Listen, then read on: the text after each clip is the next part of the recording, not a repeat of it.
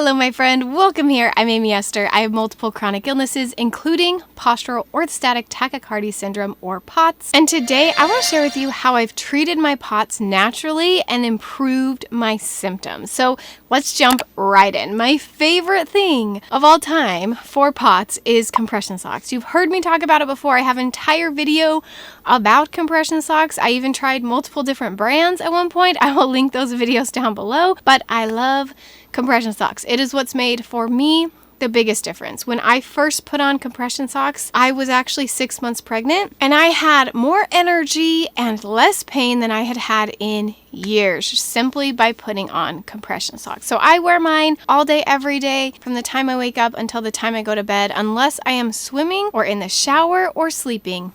I am wearing my compression socks. I will link my favorites down below. Again, there's a video where I go into detail about what kind you should buy and how to know how tight and what all the numbers mean. I will just link that video down below, not to bore you if you already know all of that, but compression socks are a must. Next, I increase my fluids and my electrolytes, my salts. So according to dysautonomiainternational.org, which is a great website if you're looking for information on POTS and dysautonomia, anyway, they say to increase your fluid intake 2 to 3 liters per day and increasing your salt consumption to 3,000 milligrams to 10,000 milligrams per day. So that's a lot of numbers, but I just like to listen to my body, and my body will usually tell me when it needs more salt and more water.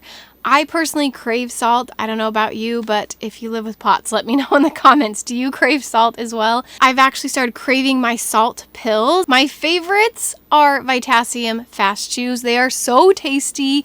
They have sponsored me in the past. This video is not sponsored by them. I'm just sharing them because I love them. They are so good. They're like little treats and they're sweet, but they taste like little candies, and I've started craving them when I'm having a POTS flare. Especially, I crave these because I think my body knows that it brings in the sodium that I need. And I increase my salt throughout the day with just adding a lot of salt to my foods, and I try to eat healthy. Sometimes I do my best, and if I'm eating lots of vegetables, I just salt those things like crazy, and I love it. My body craves it, and I just feel like I can never have too much salt. As well as adding electrolytes to regular drinks. There are things like little packets and Gatorades and stuff. I don't personally like those that much. I typically like to just get the plain electrolytes. I will link the ones I use down below. They're called Light Show, but I like to just add it to a drink. I also take magnesium, and so I usually just add it to my magnesium drink. The next thing that has helped me so much is having an adjustable bed. I love my bed so much. It was expensive, okay? Very, very pricey. You can definitely do it without the electric bed that moves up and down, but mine has made my life so much easier and I love it. But you can do it with just pillows. So I recommend, at least this is what helps me, is raising my head and my feet while I sleep. So my bed adjusts. It starts out flat, and then the top can raise and the bottom can raise, and I sleep in this type of shape.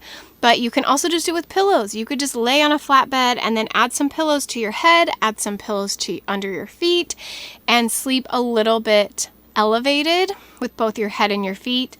That honestly makes me feel so much better. If I sleep in a bed flat now, I am in so much extra pain when I wake up. I feel like the adjustable bed, because it's made to have your body in a certain position, it's a lot more comfortable, and I always end up in less pain when I sleep in my own bed. The next natural thing that I do that has really helped my POTS is to avoid big triggers. So many things. For me, heat and the sun are two big ones. Even if I'm in a pool but I get too much sun, I seem to have a POTS flare after. And then especially if I get too hot. In any situation, if I get too hot, I have a flare. As well as anxiety and stress. Anytime I'm more anxious, anytime I'm more stressed, my POTS flares. And I have had a lot of anxiety in my life. I've been in therapy and coaching, and I've done all the things for my mental health, but I find that I've got to do my yoga, I've got to do my meditation, and I've got to de-stress, or else I have a huge flare. Another one for me is lack of sleep. If I don't get enough sleep at night, I am just flaring the next day. I personally don't drink alcohol. I've heard of people who flare with alcohol or caffeine. Those are things that I just personally don't put in my body. I never have. The next thing that I find has helped so much is not standing in one place for too long. I don't do well just standing in one place, standing and doing the dishes too long, or standing in line at the store. Anything like that, it's not my jam. So if I have to stand somewhere, or I really want to stand somewhere, then I like to do squats, or like to go up on my toes and squeeze my leg muscles, because using my muscles helps get that blood pumping a little bit more. Another thing going along with that is getting a wheelchair for events that are long and a lot of standing. So if I'm going to a big store, even like Target sometimes, but especially a huge store like IKEA or something crazy like that, I have to have a wheelchair, or else I will not be able to make it around the whole store or some festival or whatever. Anything big that's long and lots of standing and walking, much better if I have a wheelchair, and especially one where the feet go up. At this point in my life, I don't own a wheelchair. I kind of want to buy one. If anyone has one that they recommend, let me know in the comments. I usually just get one at the event or store I'm at, because most places have them. The next natural thing that has helped me a ton is exercise. And I know when you hear exercise and you have POTS, you're like, no, I don't want to. I feel so sick and so tired. But I do find that the more I do it, the better it gets. And for me, I find cardio no go. Not good for me, not good for my body. I find that strengthening my muscles is what helps the most. Now, I love yoga. I've gotten really into yoga, and that seems to be overall the best thing for me. It helps my stress, my mental health, and it strengthens my muscles, and it does all the things that I need for my body, physically and mentally. So that is my favorite thing. But I also find that lifting weights and strengthening my muscles helps a lot. When you strengthen your muscles, it helps get that blood up to that part of your body. So if you have more muscles, the blood will likely go up to those spaces more. It does take a lot of work. It takes a lot of time. I started at just very, very small, 5 minutes a day. Some days it's still all I can do is 5 minutes a day, and that's okay. But just doing something every day seems to help me a ton. A few other things that I don't do but I've heard work is swimming.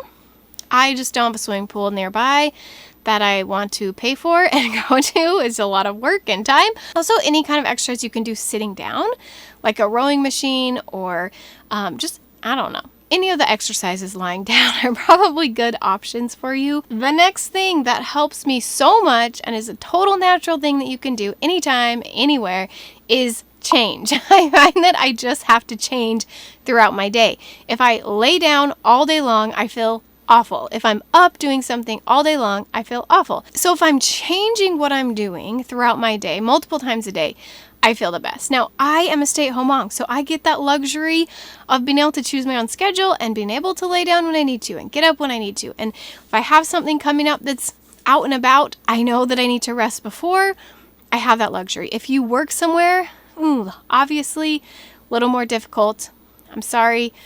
Find a job where you can be as flexible as possible, because I find that changing where my body is, what my body is doing, helps the most. And the last thing I wanted to mention was diet. I'm still trying to find the perfect diet for me. If you guys have any suggestions, let me know. But I definitely know that too many carbs in one sitting does not make me feel good. So if you think about it, it makes sense biologically what is happening. When you eat a lot of carbs, it can send so much blood to your digestive system. I've even heard it's 1/3 of your blood can be sent to your digestive system to digest a bunch of carbs. So a high carb meal, or anything that's just refined carbs, white sugar, stuff like that, not good for my body. I know that more vegetables, sticking with carbs that are a lot more complex, help my body a lot, and not having too many carbs all at once. But on the other hand, if I don't have any carbs, then my blood sugar gets low and I have issues there.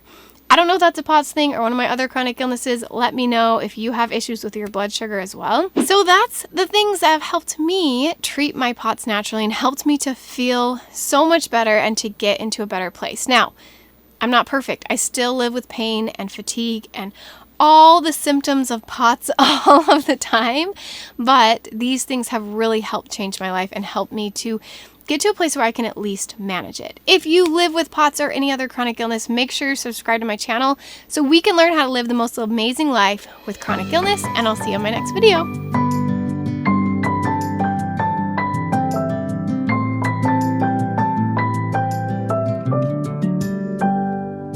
May you always find your way to higher ground. May you always